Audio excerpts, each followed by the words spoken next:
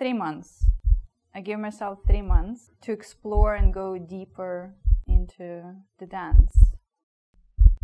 When I see something beautiful, something amazing, I get inspired. And once I get inspired, I can do pretty much everything and anything. That was the situation with meeting with Mayte. She inspired me to dance, and she inspired me to learn and be better. Not only as a dancer, but as a person as well. The first time I saw her dancing, she was real, and she was very free and very expressive. And from that point, I knew right away that I need her to teach me that. Julia approached me and asked if I could teach her private lessons. I told her we will meet, we'll do an evaluation, see what she needs. Her way of presenting herself, it was very self-confident and very strong. And I knew she was trying a little bit too hard to please the leaders, right? She was very, self-concerned, instead of thinking and enjoying her own movement, which was already very beautiful and very elegant. I recommended to her that she will focus more to go inside and feel more her own movement and figure out and discover her own dancing. She loved the idea. I could see how her eyes bright up. It's like, my own dancing. Oh yeah, I love that. If I see something, if I want something, I need to do it now. I need to do intensive. I need to jump and go deep right away. That's why the intensive program that Mayte suggested was perfect for me. I was willing to do the work and do the homework and do exercises, do whatever it takes, do whatever she wants me to do to get better. I am the first one in my family that wanted to dance. I grew up in a very little village in Valencia, and the first time I observed a class on ballet, I melt with the music and with the movement, and I was like, Mommy, I want to do this. I saw flamenco, and I wanted to do that too. The same thing happened with the ballroom, and then I just went crazy with the ballroom. Latin dance, jazz. I was in my 20s, and I was performing. I remember that night in La Sala Canal in Valencia. I sat with my favorite choreographer, Salvador Peiro, and we just had in front of us like a couple dancing the tango, and they were improvising. I thought it was the most beautiful thing, the most magical thing ever. So that was it. I was hooked. So there was not much tango at that time in Spain, especially in Valencia. So I had to research what I'm going to do, because I have to learn this, and I have to do it now, like Julia, you see. So I just came to New York, because New York fits my versatility. White tango, it's absolutely beautiful. It's graceful, it's sensual, and it's very intimate. That's what I like. I like to have deep experiences in my life, and I think tango has it. I think tango allows me to go deeper in myself, to learn more things about myself and about others. I think it's my dance. My favorite tango music, it all depends on who I'm dancing with, where I'm dancing, and how is my mood. Sometimes I'm Piazzolla, sometimes I'm Pugliese, sometimes I'm Arienzo or Di Sarli. Tango for me is the most complex and the most intelligent dance. It's so sensual, it's so elegant, passionate. The fact that it's so intelligent and so intuitive, and you have to dance it with a partner, is even more challenging. So I love challenge. And it's a quiet challenge, it's a peaceful challenge. Because if you hear and dance the tango, it's like you're dancing in silence. When I've seen the people dancing close embrace for the first time, it was kind of intimidating. It felt kind of uncomfortable, restricted and tight. A lot of women come to me after dancing many years, feeling really bad about their own dancing, about their improvement. They feel stuck. They have had all these experiences that they were not pleasant. It's showed in the face, it shows in their bodies and their feet. They find themselves lost. They find themselves feeling uncomfortable, too tight, shaveled. Leaders are learning too. They are not perfect. They are in their process. So you have to learn how to own your dancing and how to feel comfortable, even with the most terrible leader. You have to find that. That's freedom for you. And it's a very interesting path.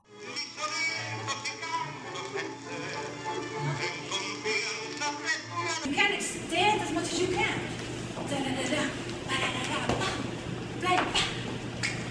Go, yeah. After dancing so many years, I had very good leaders and very good partners, and I had difficult leaders. So all this experience have allowed me to help women when they come to me, to let them understand that it might not be totally their fault. Then we work in what they are doing wrong. So let's say you're going forward, then you go inside, then your torso turns, you see? And what they experience is when they go back to the dance floor and they see the difference. I wish women be brave enough to tell the person who they're dancing with, how does it feel to dance with this person? It's not only going to serve the woman, but it's also going to make the man a better leader. I think it's a lack of communication. We need to talk more with each other. Being a follower is an incredible opportunity. You need to be knowing your own movement, enjoying your own movement, and then allowing the creativity of somebody else, your partner, at that moment that is dancing with you, to do anything that they think in a second. And you have to have the confidence, the listening skills, and the ability on your body to react and to inspire at the same time the next move. I teach many male students as well. When they come to me, some of them are just thinking that everything is fine, that they're doing fantastic, that it's all the woman's fault. Others are very curious about, what they can do better. And I show them what they're doing, how it feels. And then, do you want to see it like that, or you want to feel like that? How do you want her to feel? Once they see that difference, they don't want to do what they were doing before. Less movement here. No, less movement. That's it, better, less. Okay, better, that's it. A good partner is someone who doesn't make me think too much, who doesn't constrict me on his embrace, and who allows me to move how I need to. To feel wonderful to a woman, it's very easy to achieve, actually. You just have to be willing to break your own barriers and work on your ego. Listen to what it feels right. My male students go out there after a few sessions and they're like, oh my God, I'm getting so many compliments. And it's very simple. They're like, oh, I wish I knew this. It's so simple. Steps probably is the most difficult part. But a lot of males are concentrating a lot on steps and the musicality. They have this responsibility of leading. It becomes tough for them, and that's what they focus on instead of why they have going to learn how to dance in the first place, which was to feel wonderful and share that with a woman. After 20 years of teaching, I started developing new methods. A tango student needs to work on presence. I'll use flamenco techniques to increase that passionate strength. Take your time to step. Feel your legs, your entire body, saying what you want to say. I use all that I learned in ballet for elegance, balance, from jazz, the sassiness of it.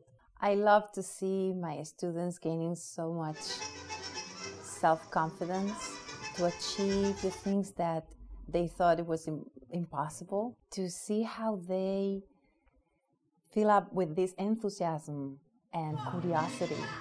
And I feel that empowerment that empowers me to also teach them even more deep and even more effectively. And I love the process. I just love the process. I love teaching one-to-one. And you have to get deep. You know, you get to know them, they get to know you. We break a lot of barriers together. We transform our egos together. So it creates a lot of beautiful moments, exciting moments, enthusiastic moments, and really tough moments.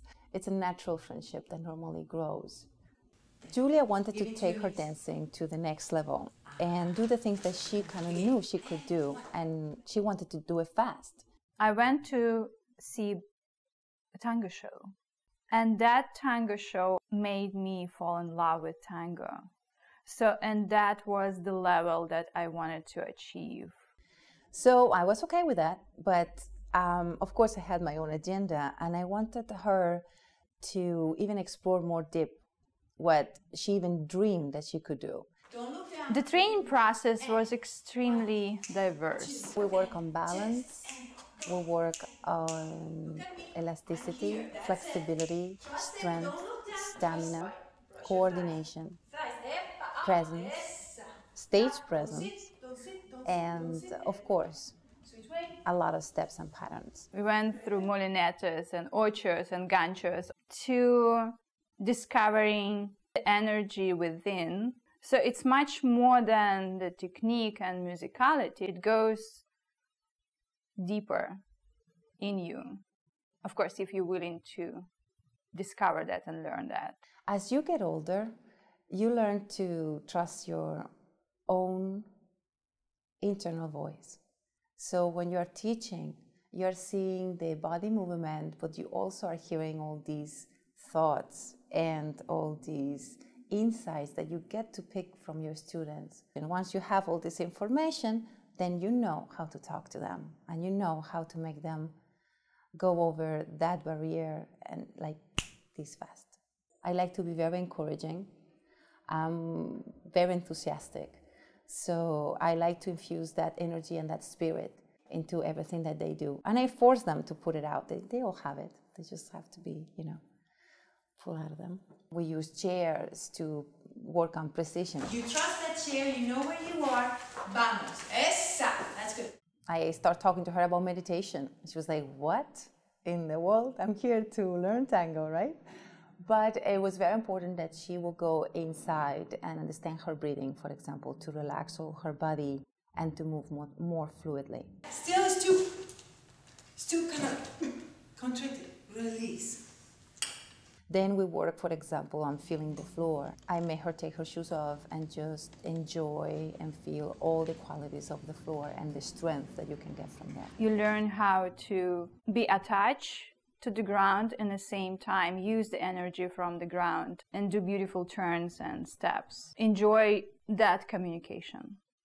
Brush, point, stretch, push up. Some of the exercises she loved, like the ones we do in the bars, so she gets like all these nice kicks. Point your toe, there's nothing happening, it's pressure, up. Esa! I'm going to do one more. I know it's hard. Dale.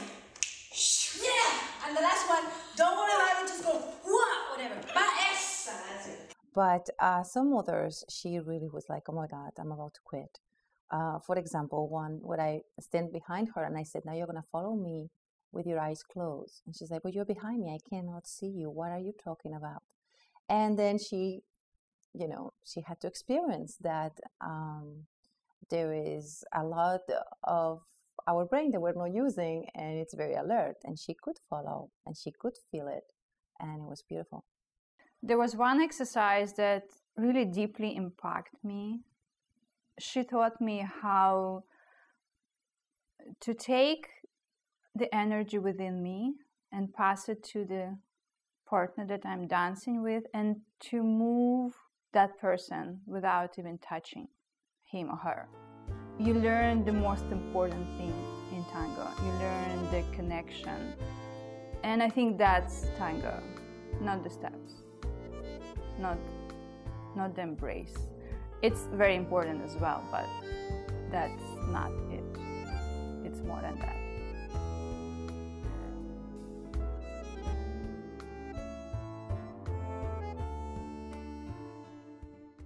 I'm very happy about the results. I think Julia has overcome a lot of fears, grown a lot in even more self-confidence with dancing, and open up a lot of new paths that she's willing to explore. So she's very curious about it, and she knows that this dance road, it has no end. So there's a lot to do. I'm still pushing. I'll keep pushing. The most important part is to be comfortable with myself. That was the goal. And I think it is accomplished. Well, maybe almost there, but I certainly see the huge difference in 3 months. The teacher is there to lead you, but you have to do your own exploration. You are in your own body. You know what it feels right. You know what is difficult to you. So the student needs to really go inside and ask questions and challenge the teacher. And that's what we are here for, to even challenge them more with every answer we give them. When you experience Mayte as a teacher, she makes you work hard. Of course, if you're willing to.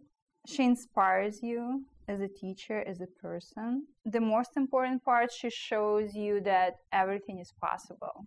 Tango occupies a big part of my life right now. Being self-employed and running the business, I thought I would not have time for something else, but I do. Because if you want something really bad, if you enjoy something, you always have time. You sleep less, you eat less, but you'll always have time. Once you want something, you have to do it. Otherwise, what's the point of living? Learning tango and movement in general opens your sensuality. And it's not about the other person who is dancing with you. It's absolutely totally about you. It's inside of you. For me, dancing tango, it's about listening to your own heartbeat, to the music, and to your partner. There's, of course, steps that you have to learn and rules of communication, but it's not about the steps, it's about the feeling. It's about the joy, the passion, and the willing that you are to share with somebody else. If not, you can just dance on your own. It's fine, but not tango. I'm dancing tango not because I know the steps and I want to do the steps better. I'm dancing tango because I want to explore that sensuality in the dance. It makes me more sensual. I find this feeling within me. And I like it a lot. It expands your dance. It expands you as a person, as a woman. It makes you more beautiful and happy and joyous and incredibly grateful, especially to the person who taught you how to do that. I think if one day I'm not able to dance, I don't know, I'll dance in bed. I'll dance with my eyes, with my eyelashes. Whatever I can move, I will. And if not, I'll dance with my mind, with my dreams, with my breath.